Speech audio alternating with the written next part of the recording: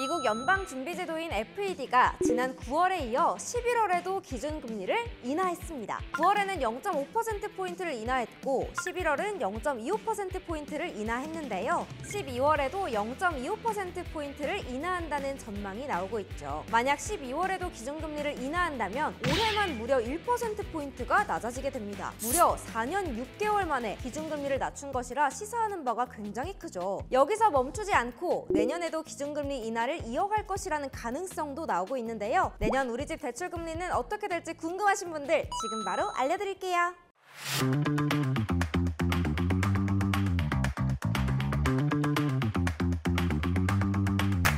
많은 분들이 잘 알고 계신 것처럼 얼마 전까지 미국과 우리나라는 기준금리 차이가 2%포인트까지 벌어지는 역대 최고의 금리 역전 현상이 벌어졌었죠. 다행히 미국이 기준금리를 0.75%포인트 내렸고 우리나라가 0.25%포인트 내리면서 금리 역전 현상은 1.5%포인트로 줄어들게 됐지만 여전히 미국의 금리가 우리나라보다 높은 상태입니다. 그렇다 보니 미국이 한 번에 0.5%포인트를 낮추더라도 우리나라는 그 절반인 0.25%포인트만 내리며 금리 역전 현상을 없애거나 줄이려는 속도 조절이 필요한 상황입니다. 그렇기 때문에 한국은행의 기준금리가 폭발적인 속도로 떨어지기는 조금 어렵죠. 하지만 그렇다고 너무 아쉬워하지 마세요. 우리가 쓰고 있는 대출금리는 기준금리의 영향을 직접적으로 받지는 않습니다. 금융채나 국고채, 그리고 코픽스 금리 등 이러한 금리가 우리 집 대출금리에 더욱 직접적인 영향을 미치죠. 올해 갑자기 대출금리가 크게 낮아졌던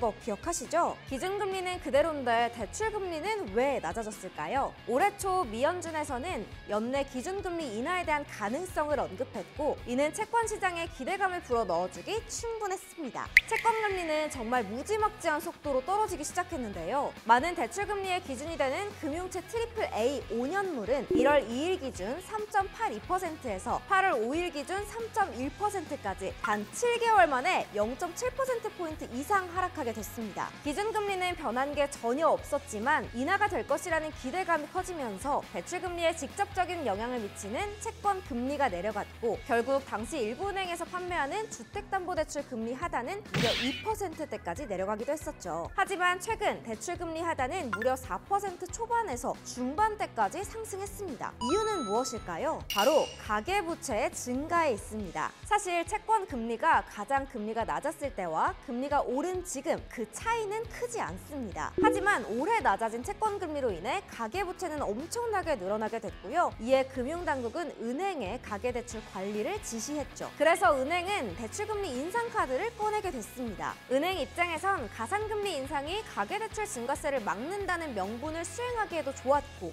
이자 수익을 늘릴 수 있는 기회니까 좋은 방법이겠죠?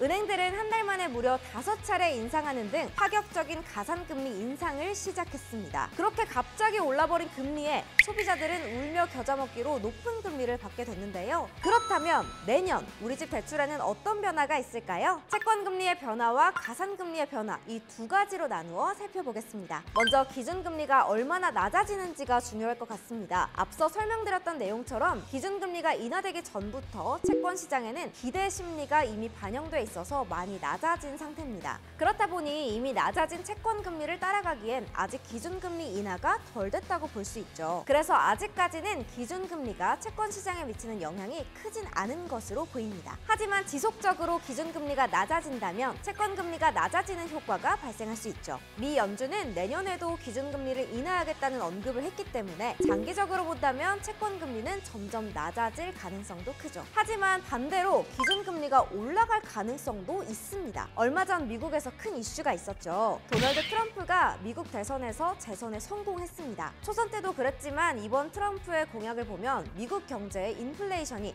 다시 고개를 들 가능성이 있습니다. 그렇게 된다면 과거 금리 인상기 때와 마찬가지로 물가 상승을 막기 위해 이제야 겨우 낮아진 기준금리를 올릴 수도 있다는 것이죠. 벌써부터 10년 만기 국채 수익률은 5%를 넘길 것이라는 예측도 나오고 있습니다. 다음으로 가산금리도 변화가 있을 것 같은데요. 앞에서 설명드렸던 것처럼 올해 하반기부터 이미 많은 은행들이 가계대출 증가세를 줄이려는 목적으로 가산금리를 크게 올렸습니다. 내년에도 이러한 분위기가 이어진다면 가산금리를 낮추기 어렵겠지만 불행 중 다행으로 내년은 가계대출이 폭발적으로 늘지 않을 가능성이 높습니다.